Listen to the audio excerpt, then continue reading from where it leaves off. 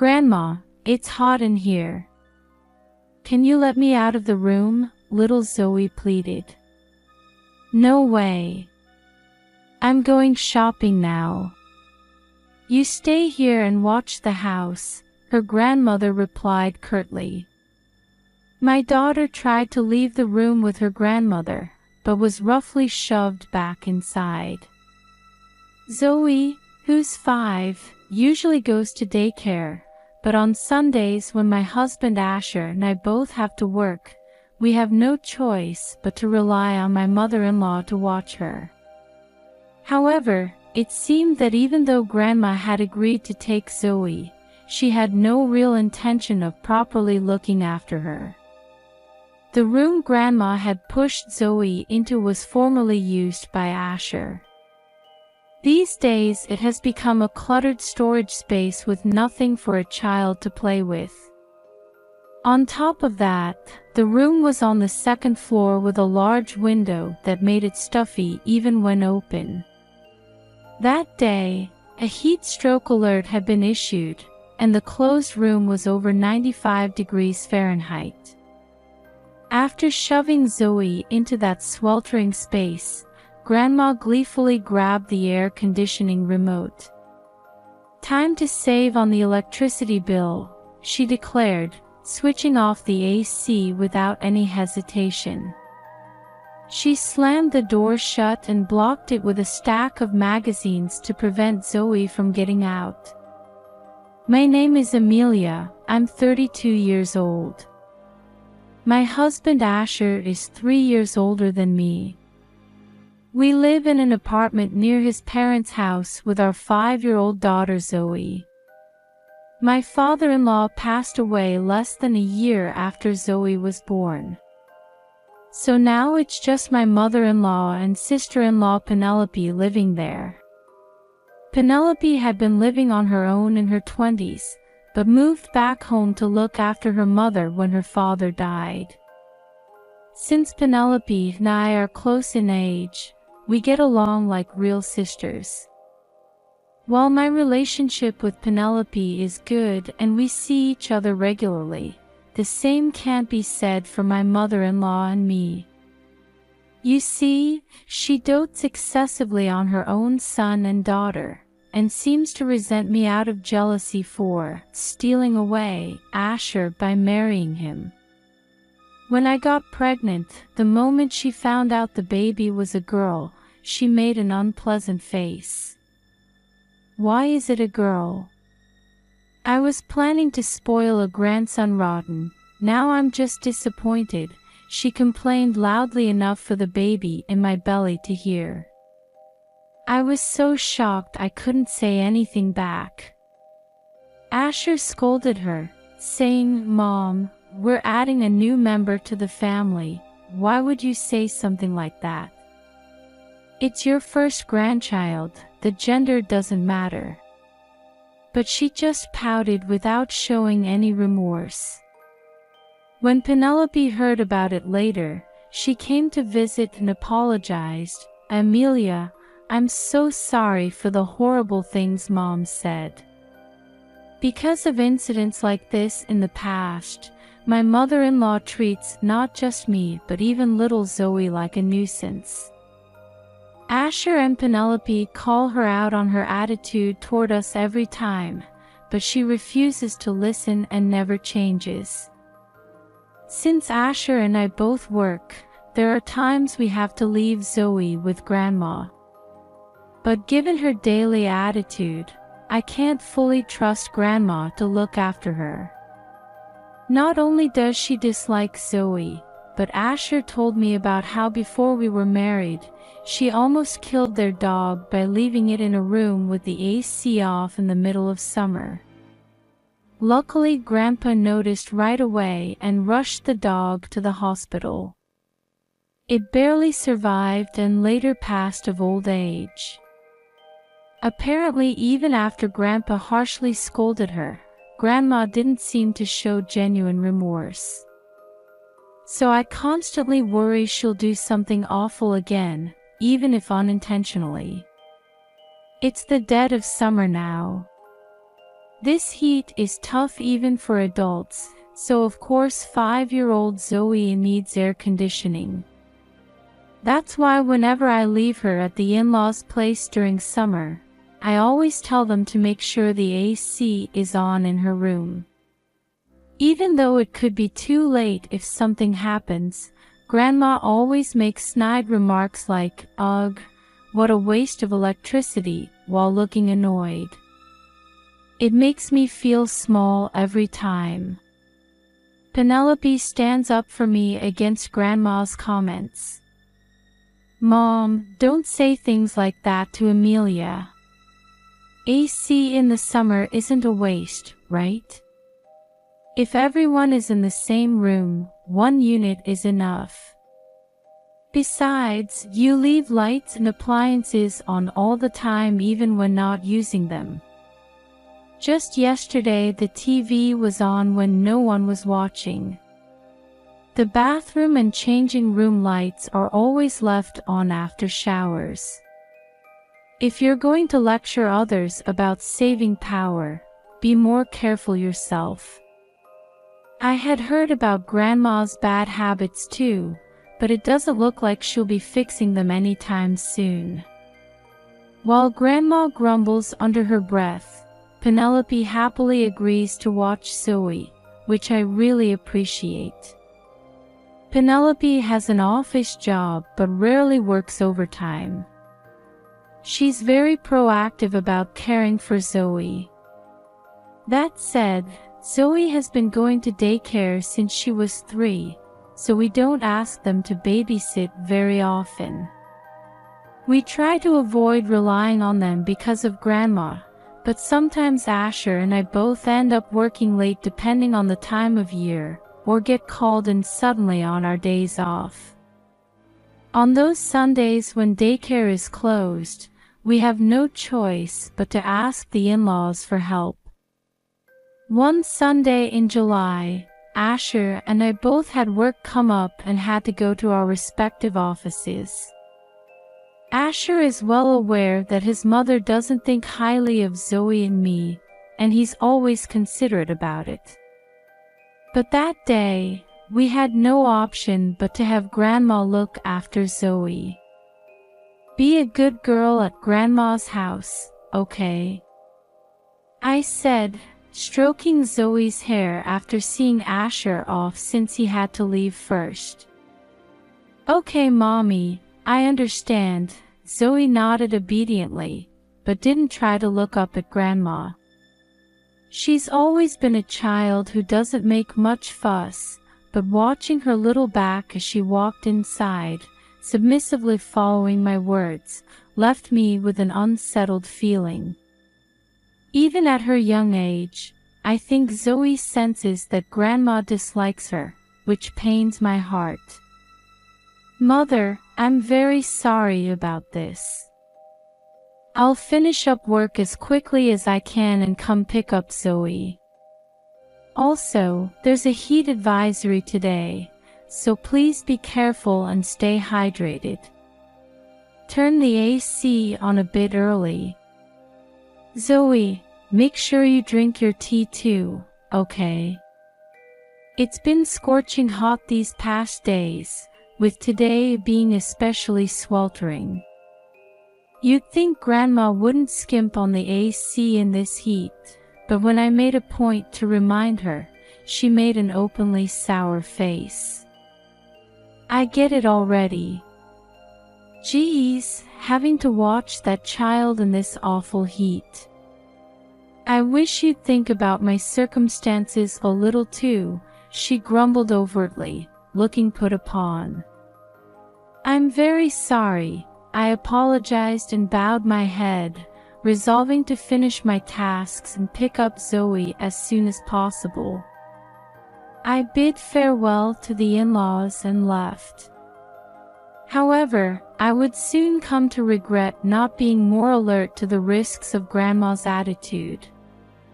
3 hours after dropping off Zoe, as I headed to the in-laws' place after completing my work, my cell phone rang. The call was from Zoe. Before leaving her with them, I had given her a kid's phone just in case something happened.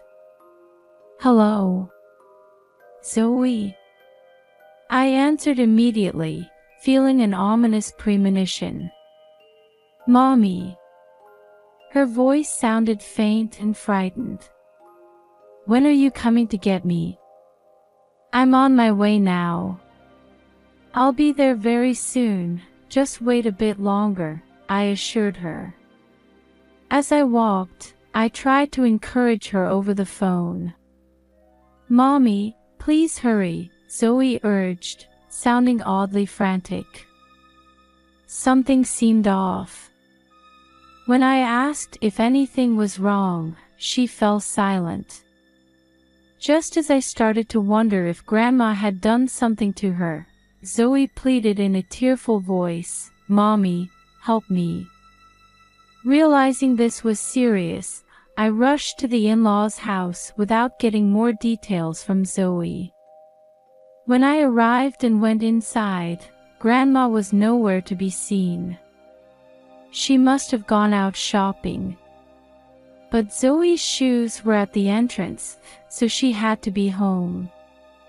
She wasn't on the first floor, so I went upstairs. There I noticed a pile of magazines blocking a door. This was the room Asher used to use when he still lived at home. Getting a bad feeling, I quickly moved the magazines and opened the door. What I saw next left me in shock. A while later, Grandma returned home in high spirits. It had been 4 hours since I dropped off Zoe. Seeing the ambulance parked in front of the house and someone being loaded inside, Grandma's expression changed in an instant. "What in the world is going on here?" she shrieked. With a furious look on her face, she ran over to where Asher and I were waiting by the ambulance. Zoe was with us too, so our family of 3 was all together.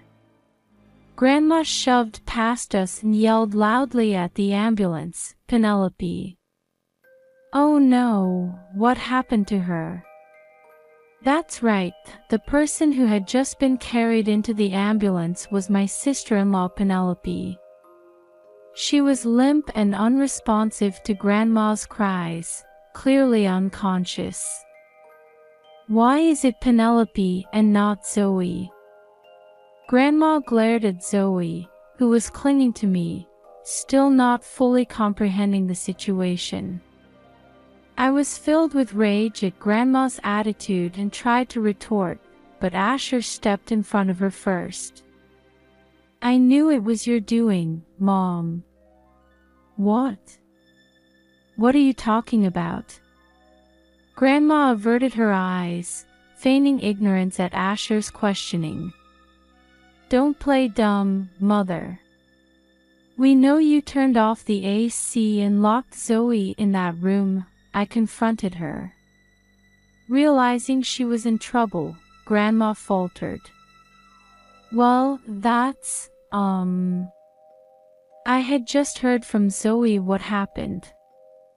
Despite Zoe's protests, Grandma intentionally shut her in the upstairs room and turned off the AC using the remote. The second floor gets hotter than the first, and a closed room can exceed 95 degrees Fahrenheit. Grandma must have known what would happen to a 5-year-old trapped in those conditions. This went beyond mere bullying, it sent a chill down my spine. Ignoring Zoe's pleas about the heat and not wanting to stay in that room, Grandma left her there and went shopping. Fortunately, Zoe was all right. Grandma thought she had turned off the AC in Zoe's room, but she actually turned off the unit in the adjacent room by mistake. She must have mixed up the remotes. Grandma is always careless with appliances and never puts things back. We found the living room TV remote in her room before, and even the AC remote in her car. She carelessly uses the remotes for adjacent rooms and doesn't return them, leading to this mix-up. The other room belonged to Penelope. Because the AC got turned off, Penelope ended up in that sweltering room while she was sleeping and got a heat stroke. When the paramedics said they needed someone to ride along to the hospital, Grandma was the first to volunteer. But Asher strongly objected. Who do you think caused this? Grandma cowered at her son shouting, and Asher used that chance to get in the ambulance. Watching this, Grandma started wailing loudly with tears streaming down her face. Penelope, stay strong. Oh, how could this happen? I wish Zoe had gotten a heat stroke instead. Unable to tolerate Grandma's self-centered remarks any longer, my anger peaked. But before I could scold her, one of the paramedics reprimanded Grandma. That's enough. You knew what would happen if you turned off the AC in this scorching heat. Why don't you take this life-threatening situation more seriously? Reflect on your actions. Mind your own business. I wasn't trying to kill anyone. I put the remote in that brat's room where it belongs. Even getting told off by the paramedic, Grandma remained defiant, leaving me speechless. I realized that no matter what I said to this woman, it would be pointless. At the same time, I felt I could never forgive Grandma for her lack of remorse. After seeing off the ambulance with Penelope and Asher, I decided to take Zoe and go back to my parents' house. Unable to ride in the ambulance, Grandma apparently went to the hospital on her own later. Penelope was fortunately in no mortal danger. She got an 4-drip and recovered enough to be discharged the next day. I was relieved to hear there would be no lasting effects. Right after getting that news, Grandma summoned me and Zoe to come over. Asher also seemed to have a lot on his mind regarding his mother, so the three of us headed to the in-laws together. After that whole fiasco, I really didn't want to bring Zoe if possible, but I couldn't leave a 5-year-old home alone. I was sure Grandma would make snide remarks again, but I was determined to protect Zoe with all my might no matter what she said. As soon as we arrived, Grandma started yelling at me, ordering me to apologize to Penelope. None of this would have happened if you hadn't dumped Zoe on us. It's your fault, so apologize to Penelope right now. Grandma made this absurd demand. I was flabbergasted at the sheer audacity of her blame shifting. Mother, please don't yell, you're scaring Zoe, I calmly admonished. But Grandma's face turned beet red. Shut up. Ugh, this is the worst. I don't even want to look at that brat. If she had died of heat stroke, maybe I could have had a grandson next. She lashed out at Zoe with cruel words, consumed by anger. How could you say that? I couldn't help yelling back at Grandma while hugging Zoe protectively. Caught off guard by my rebuttal, Grandma faltered for a moment. But the next instant, she was glowering at us with a sour expression. Don't you talk back to me, you insolent daughter-in-law. Hurry up and apologize. At that moment, Penelope interjected. What are you saying? Stop it already. She stood in front of Grandma as if to shield me. The only reason I didn't end up in worse condition is because Zoe called Amelia for help on the phone.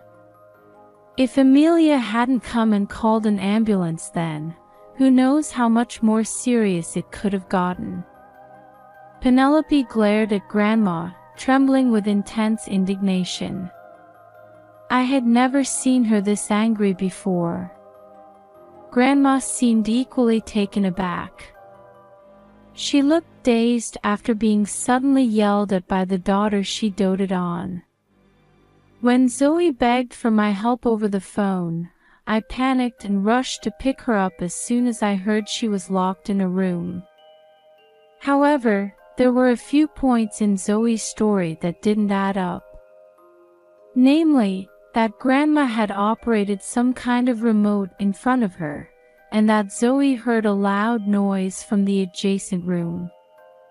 I figured the remote was for turning off the AC, but that didn't explain why Zoe was comfortably spending time in an air-conditioned room. Then when Zoe mentioned hearing a loud noise next door, it hit me. Could Grandma have accidentally turned off the AC in the wrong room? Earlier, Penelope had mentioned that she finally had a day off. Could that noise have been Penelope crying for help? With that hunch, I instructed Zoe over the phone. Zoe, press the blue button on the remote. When I rushed to the in-laws' place, I found Zoe locked in the room and immediately let her out. In the adjacent room, Penelope was sprawled on the floor, her body burning up. I called an ambulance. While waiting for it to arrive, I gave Penelope some water and asked what happened. Apparently, work had been so busy lately that Penelope hadn't been getting much sleep.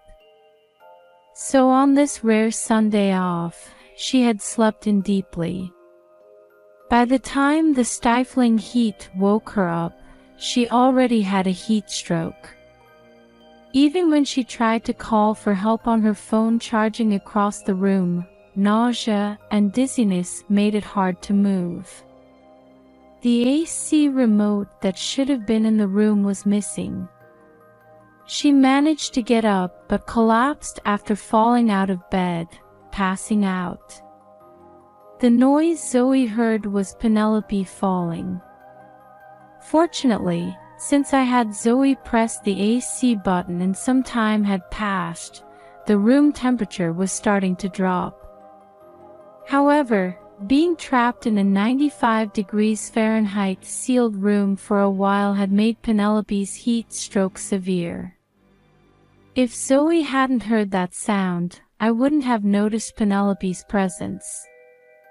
In the worst case, she might have died just like that. The thought sent chills down my spine. Even I nearly died as an adult, and you locked a little kid in a room like that. Don't you get that it's unacceptable no matter who it is? You're the one who should apologize for trying to kill Zoe. Consider yourself lucky you're not being sued for attempted murder. Penelope berated Grandma with tears in her eyes, but Grandma remained silent. She just kept repeating, but, well, without any intention of apologizing. Penelope gave her an icy stare. Enough. I've been living with you since Dad died because I was worried about you, but I'm at my limit. I'll never forgive you for this, and more than anything, I'm too scared to keep living together. I'm moving out soon, Penelope declared. Only then did Grandma's expression change. What are you saying? I've always cherished you and Asher, you're both my precious family. She turned pale and shrieked. And who nearly killed that precious family? Penelope confronted Grandma, but Grandma had a hysterical fit and slammed the table. Asher's voice trembled with anger as he asked Grandma, "Our family isn't just us, is it? Are you saying Amelia and Zoe aren't your family?" In response to Asher's question, Grandma snorted defiantly and looked at me with a mocking smile. That's right, of course not. That daughter-in-law and that grandkid of yours aren't related to me by blood, she said. Her words made me realize that to her, Zoe and I were never family to begin with. Strangely, it wasn't that much of a shock. I could understand about me, but Zoe is her grandchild, so there is a blood connection. I didn't feel like bothering to correct her though. Penelope seemed to feel the same. She let out a deep sigh and stared at Grandma expressionlessly. It's pointless to say anything, so whatever. I'm packing my things and leaving right away, so you can handle everything else on your own from now on, Penelope stated firmly. At that, Grandma became half-crazed, wailing and clinging to Penelope's arm. No, don't decide that on your own. You're going to keep living here with me forever. You're the one deciding things on your own. Isn't it about time you let go of your kids? I'm cutting ties with you for good. Don't ever involve yourself with me again. Penelope's mind was made up. She shook off Grandma, rejecting her. No way. Penelope. The shock must have been too much for Grandma. She let out a scream and rushed out of the house in a frenzy. I found out later that she had gone around the neighborhood portraying herself as the victim, spreading rumors that everything was my fault. The next day, while our family was out together, Grandma called. As soon as I picked up, she started yelling at an ear-splitting volume that made me want to hang up immediately. Before I could ask what she wanted, Grandma launched into a story about something that happened that day. Apparently, the circuit breaker at the in-laws' place had been tripped without anyone noticing, spoiling all the food in the fridge. The freezer contents had melted too, creating a huge mess.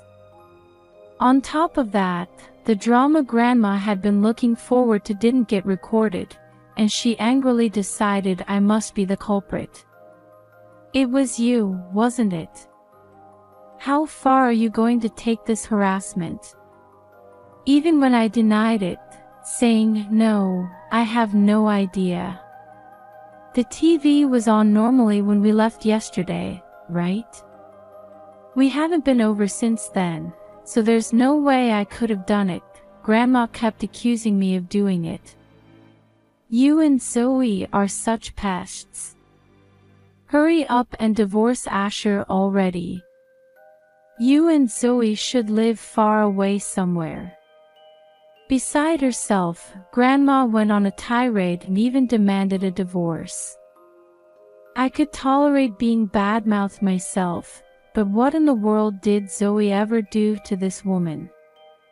She arbitrarily decided Asher was stolen from her, arbitrarily got jealous, and now she has the gall to demand a divorce. How self-centered can she be? I was dying to yell back at her, but we were in a crowded place. Not wanting to inconvenience my family and the people around us, I took a deep breath to calm down for the moment. Then I calmly stated, I cherish Asher from the bottom of my heart, so I intend to keep living with him and Zoe. Don't selfishly tell me to get divorced. I added, you may be Asher's mother, but I don't want anything to do with someone who deliberately makes others suffer, and told her not to involve herself with us at all going forward. Still, Grandma kept shrieking things like, what are you deciding on your own, in a shrill voice. I was about to just hang up on her, but before I could, a hand reached over from the side and took my phone. It was Penelope who snatched my phone and started talking to Grandma. Hello, Mom. It's Penelope. Actually, I'm the one who tripped the breaker for you. It's saved on the electric bill, right? My sister-in-law began to explain with a bright smile. Penelope, why? Grandma's voice was so loud, I could hear what she was saying even without putting my ear to the receiver. She voiced her bewilderment as to why Penelope was with me and why she would do something like shut off the house's power. Toward Grandma, Penelope said, I warned you so many times about leaving unused lights and appliances on, didn't I? And yet you boss others around about saving power. Even when I was moving out, you left the TV and bathroom lights on. I told you I'd shut everything off since it's wasteful, remember? You said it was fine. So I turned it all off. It conserves electricity, so it's all good, right? She grinned with a refreshed expression. How could you? That's not okay at all the food got ruined. This can't be fixed. Penelope, come back home right now. It's no big deal. Just buy new stuff, right? Maybe you'll even get better ingredients next time. Saving electricity is more important to you than people's lives, so I helped you out. Well, whatever, I'm done. Bye. I won't contact you again, but take care. Penelope could still hear Grandma's screaming, but she ignored it and ended the call. Sorry for talking so long, she apologized as she handed my phone back. I shook my head. No, that was really refreshing, I replied. It's about boarding time, right? Have a good time over there. It's still gonna be hot for a while, so take care of yourself, I continued. Penelope nodded with a smile. She was moving far away today. Our family of 3 had come to the airport to see her off. Apparently, Penelope had decided a while ago to get away from her overprotective mother. She chose a distant place beyond Grandma's reach. Penelope's face was beaming as she set off for her new home, and we saw her off with smiles. Since then, Penelope and I keep in touch from time to time to update each other. She seems to be enjoying life in her new location and living energetically every day. Right after Penelope left, we moved to and started our new life. We didn't tell Grandma our new address and blocked her number to cut ties, which has made things much more pleasant. Asher had also been quite fed up with Grandma's excessive doting, but couldn't bring himself to push her away before since she was his mother. However, he said he decided to cut her off after the recent incident. As for Grandma, she ended up isolated by the neighborhood after deliberately endangering Zoe's life and trying to deceive everyone with lies and slander about me. She found out later that we had moved, but by then she had no way to contact us. With Penelope also gone, she had no one to rely on. So Grandma, lacking financial means, is apparently living a lonely, depressed life while draining Grandpa's inheritance. Whatever kind of future she faces from here on is no longer any of our concern. Oh right, Penelope said she wants to come visit sometime, I mentioned. Just the other day on the phone, Penelope invited me to have her over now that we've settled into our new home. Then let's go see her next month during the long weekend, Asher readily agreed. Zoe was also bouncing with excitement, saying, I want to go. I want to ride the plane, so we're really looking forward to it. When I see Penelope this time, I plan to tell her that she's getting a nephew. From now on, while watching Zoe grow up, I want our family of 4, including the baby boy on the way, to live happily together in harmony.